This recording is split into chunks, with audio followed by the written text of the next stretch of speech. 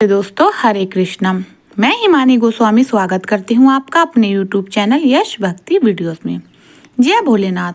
आप सभी का दिन शुभ हो, मंगलमय हो और आप सभी पर महादेव की कृपा सदा बनी रहे।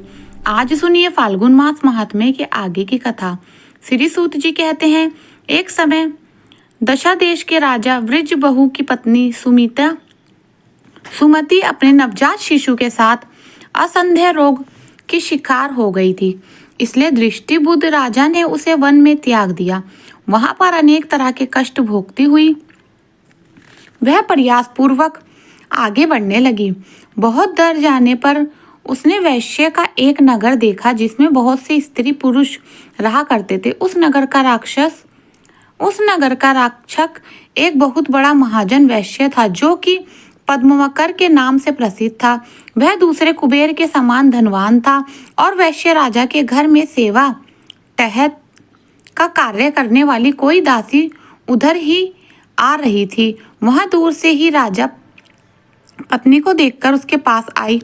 उसने रानी को देखते ही उसका सारा हाल जान लिया। वह पुत्र सहित अंत कष्ट भोग रही थी। दासी ने अपने स्वामी को उस स्त्री का दर्शन कराया। वैश्य राजा ने रोगी पुत्र के साथ स्वयं भी रोगों से पीड़ित हुई राजा पत्नी को एकांत में बुलाकर उसका सारा हाल पूछा और सब बातें जान लेने पर अपने घर के पास में ही एकांत घर में उसे ठहरा दिया। अन्न, वस्त्र, जल और शैया आदि का प्रबंध करके वैश्य ने अपनी माता के समान उसका आदर किया।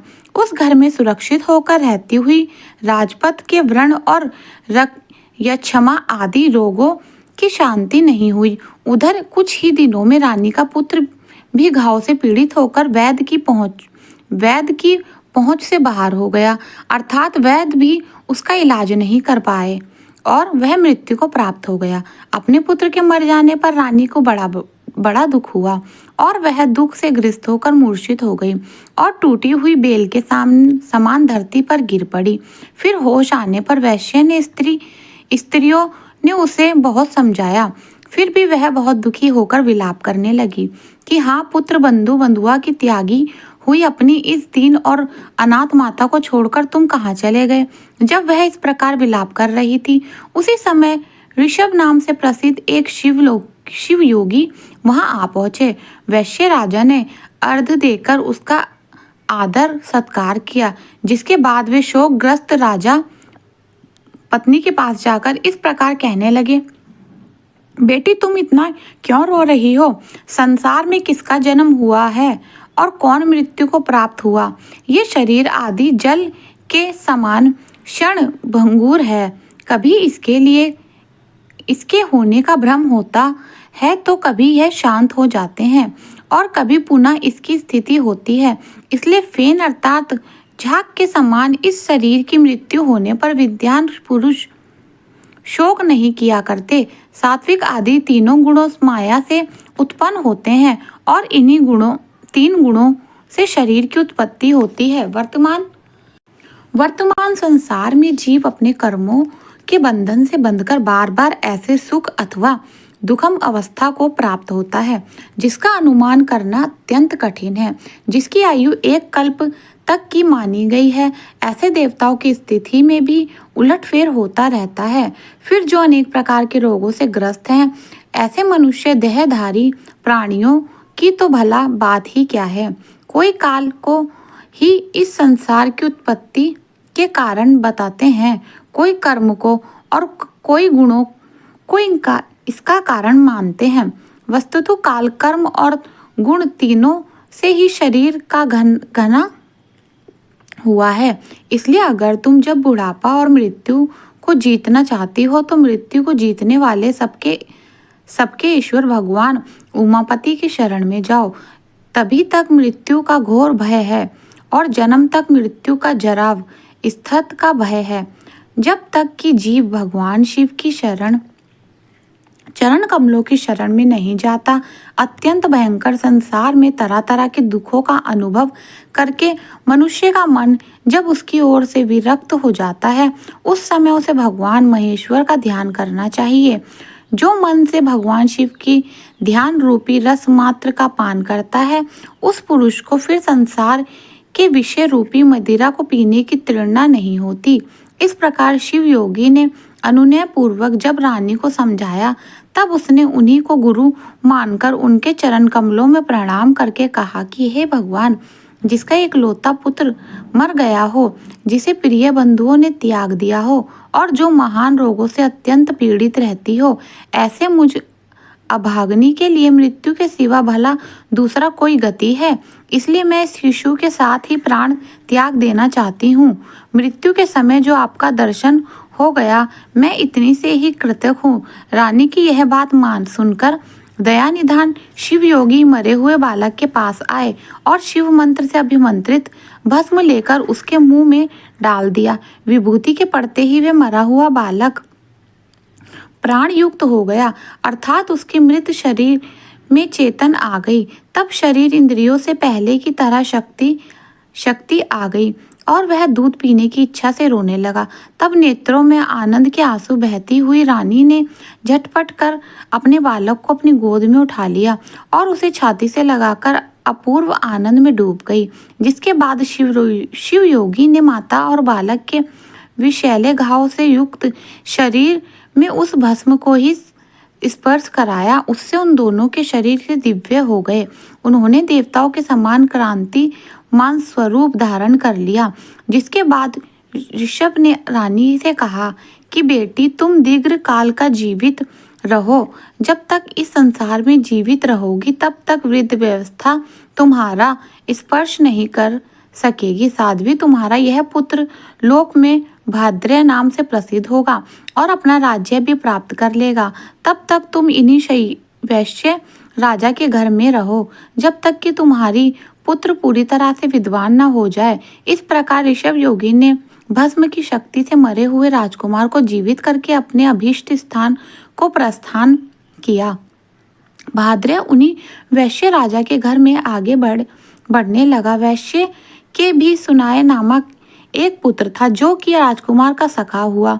राजकुमार और वैश्य कुमार दोनों एक दूसरे से बड़ा स्नेह रखा करते थे। वैश्य राजा ने विद्वान ब्राह्मणों के द्वारा राजकुमार और अपने पुत्र का भी संस्कार विस्तरण पूर्वक करवा दिया। समय पर उपन्याय संस्कार हो जाने के बाद दोनों बालकों ने गुरु सेवा में तत्पर होकर विनय पूर्वक संपूर्ण विद्याओं का संग्रहण किया। जिसके बाद जब राजकुमार का 1.25 वर्ष लगा, वे ही ऋषभ योगी पुनः वैश्य राज के घर पधारे। रानी और राजकुमारी ने बड़े हर्ष के साथ उन्हें बार बार प्रणाम करके उनकी यथा योग्य पूजा की। उन दोनों से पूजित होने पर योगेश्वर शिव योगी ने कहा कि बेटा, तुम कुशल से तो हो ना? तुम्हारी माता को भी कोई कष्ट तो नहीं है? क्या तुमने इन सभी विद्याओं का अध्याय कर लिया? गुरुजनों की सेवा में सदा लीन रहते हो ना? वत्स, क्या तुम मुझ प्राणदाता गुरु का कभी स्मरण करते भी हो या नहीं? योगेश्वर ऋषभ के ऐसे कहते समय विनय शल्लल रानी ने अपने पुत्र को ही उनके चरणों में डाल दिया और कहने लगी, गुरुदेव, यह तो आपका ही पुत्र है। आप ही इसके प्राणदाता पिता हैं।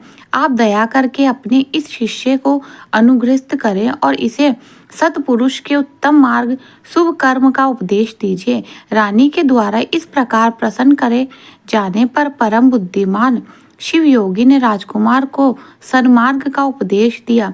शिव योगी कहने लगे, बेटा, वेद स्मृति और पुराणों में जिसका उपदेश किया गया है वही सनातन धर्म है। सब लोगों को चाहिए कि अपने अपने वर्ण और आश्रम के अनुसार सदा शास्त्रोक्ता धर्म का सेवन करे। वत्स, तुम सदा सद्पुरुषों के मार्ग पर चलो, उत्तम आचार का ही पालन करो, देवताओं की आज्ञा का कभी उल्लंघन ना करो, देवताओं की अवहेलना भी ना करो। गो देवता, गुरु और ब्राह्मणों के प्रति श्रद्धा भक्ति भाव रखो। अतिथि के रूप में यही चंडाल ने भी अपने घर पर आ जाए तो सदा उसका भी सम्मान करो, उसका भी सत्कार करो। अपने प्राणों पर संकट आ जाए तो सत्य को न छोड़ो। महाबाहो, पराये धन की और पराई स्त्री की देवता तथा ब्राह्मण की वस्तु की ओर अत्यंत दुर्लभ पदार्थों की भी तृष्णा त्याग दो। महामते सदा उत्तम कथा, उत्तम आचार, उत्तम व्रत, सत्पुरुषों के आगमन तथा धर्म आदि के संग्रह की ही इच्छा रखा करो। स्नान, जप, होम, स्वाध्याय, पितृ तर्पण, गो पूजा, देव पूजा और अतिथि पूजा में कभी आलस को पास मत आने दो। क्रोध, दह, भय, टाल, चुगली, अनुचित आग्रह, कुटिलता, धबा और उद्वेग आदि का रत्न पूर्वक त्याग कर दो। अकारण ही बैर्य, व्यर्थ की बकवास और दूसरे की निंदा छोड़ दो तो इन सब पर परित्याग कर दो। अधिक भोजन, अधिक परिश्रम, अधिक बातचीत और अधिक खेलकूद तथा क्रीड़ा विलास को सदा के लिए छोड़ दो। ब्रह्म मुहूर्त में उठकर भली भांति आचमन करके तुम पहले अपने गुरु को प्रणाम करो। उसके बाद उमापति भगवान शिव का ध्यान करके लक्ष्मीपति नारायण, ब्रह्मा जी, श्री गणेश, स्कंद, कात्यायनी देवी, महालक्ष्मी, सरस्वती, इंद्र आदि लोकपाल तथा पवित्र रस वाले महर्षियों का चिंतन किया करो। उसके बाद उदय काल में सदा भगवान सूर्य को प्रणाम करो। गंध, पुष्प, तंबूल, शंख और पके फल आदि भक्ष्य, भोज, प्रिय और नूतन पदार्थ पहले भगवान शिव को अर्पित करके फिर प्रसाद रूप से उसका उपभोग करो। जो कुछ भी दान, सत्कर्म, जाप, स्नान, होम, चिंतन तथा तप तुम्हारे द्वारा किए जाए वह सब भगवान शिव को समर्पित कर दो। खाते पीते, बात करते, सोते, घूमते, देखते तो सुनते, बोलते और ग्रहण करते समय सदा भगवान शिव का ही ध्यान करो। प्रतिदिन मंत्र राजा पंचाशंग का जाप और ध्यान करते हुए अर्थात ओम नमः शिवाय मंत्र का जाप करते हुए सदा भगवान शिव के चरणों में अपने मन को रमाते हुए वर्ष यह संक्षेप में तुम्हारे लिए धर्म का उपदेश किया गया है। ऋषभ शिवयोगी कहते हैं, हे भाद्रे, पवित्र स्थान में यथा योग्य आसन बिछाकर बैठे, इंद्रियों को अपने वश में करके प्राणायाम पूर्वक अविनाशी भगवान शिव का चिंतन करें और फिर रक्षक के द्वारा अपने मन को एकाग्रत करके शिव कवच के द्वारा अपनी रक्षा करी। ऐसा कहकर ऋषभ योगी ने उस राजकुमार को एक बहुत भारी आवाज करने वाला एक शंख तथा शत्रुओं का नाश करने वाला एक खड्ग दिया। फिर भस्म को आमंत्रित करके राजकुमार के सभी अंकों में लगाया और उसे 12,000 हाथियों का बल प्रदान किया। इसके बाद योगी ने कहा कि बस स्थल्य लवार की धारा बड़ी पैनी है, तुम जिसको एक बार इसे दिखा दोगे उस शत्रु का तत्काल ही मृत्यु हो जाएगी तथा तुम्हारे जो भी शत्रु इस शंख की आवाज सुनेंगे वे मूर्छित होकर गिर पड़ेंगे, अचेत होकर हथियार डाल देंगे। यह खड़ग और शंख दोनों ही दिव्य हैं। इसके प्रभाव से और भगवान शिव के कवच की महिमा से 12,000 हाथियों के समान महान बल से तथा भस्म धारण जनित शक्तियों से तुम शत्रु सेना पर अवश्य ही विजय प्राप्त करोगे। पिता के सिंहासन को पाकर इसी पृथ्वी की रक्षा करोगे। इस प्रकार माता सहित भाद्रे की भलीभांति उपदेश करके उन दोनों से पूजित होकर योगी बाबा इच्छा अनुसार चले गए। उधर मगध देश के राजा ने राजा वृषबहु को युद्ध में हराकर उनकी राजधानी को नष्ट भ्रष्ट कर डाला। उनकी स्त्री और गोधन आदि को हरा लिया और वृषबहु को भी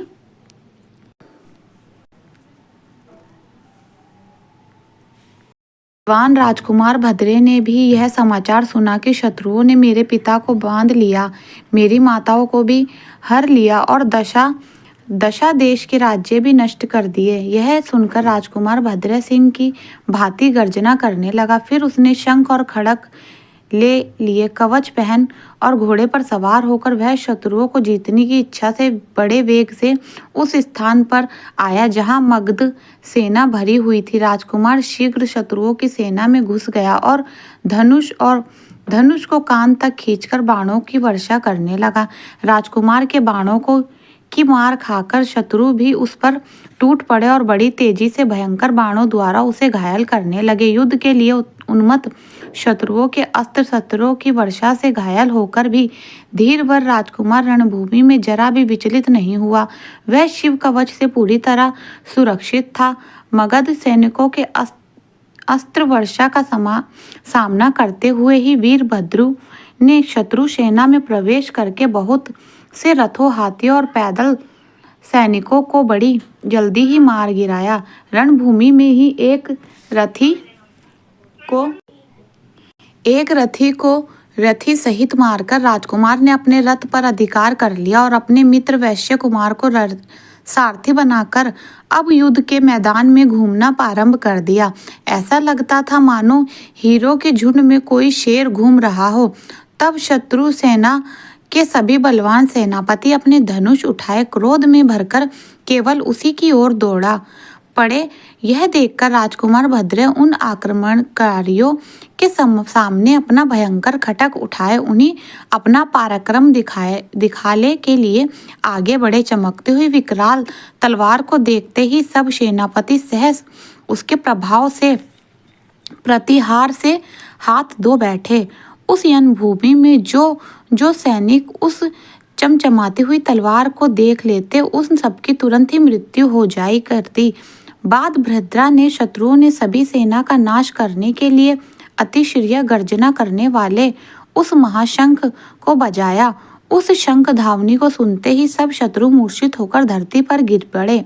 अचेत होकर धरती पर पड़े हुए शस्त्रहीन सैनिकों को मारा हुआ मानकर धर्मशास्त्र के ज्ञात राजकुमार ने उनका वध नहीं किया। अपने बंधे हुए पिता को बंधन मुक्त करके शत्रुओं के वश में पड़ी हुई अपनी माता को भी राजकुमार ने छुड़ा लिया। इस प्रकार मुख्य मंत्रियों और ने प्रवासियों ने स्त्रियों, बालकों और कन्याओं को गोधन आदि सहित शत्रुओं के भय से मुक्त करा के उन सभी को धीरज बंधाया। जिसके बाद राजकुमार ने नगर के राजा, मंत्री तथा मुख्य अधिकारियों और सेनापतियों को कैद करके बलपूर्वक अपनी पुरी में प्रवेश करा। पहले युद्ध में जो लोग चारों दिशाओं में भाग गए थे वे सभी अब विवस्त्र होकर अपने राज्य में लौट आए और राजकुमार का पराक्रम देखकर सबसे मन में बड़ा विस्मय हुआ। सब लोग सोचने लगे कि अहो, यह कोई योग्य सिद्ध अथवा तप सिद्ध पुरुष है, यह फिर कोई देवता है, क्योंकि इसने जो महान कर्म किया है वह मनुष्य की शक्ति से तो बाहर है। इस अनंत शक्तिधारी ने तो 9 अक्षरोहिणी सेना को परास्त कर दिया। इसी समय भद्रे के पिता राजा वृज बहु विस्मय और आह्लाद में डूबे हुए नेत्र से भरकर आनंद के आंसू बहाते हुए उनके सामने आए।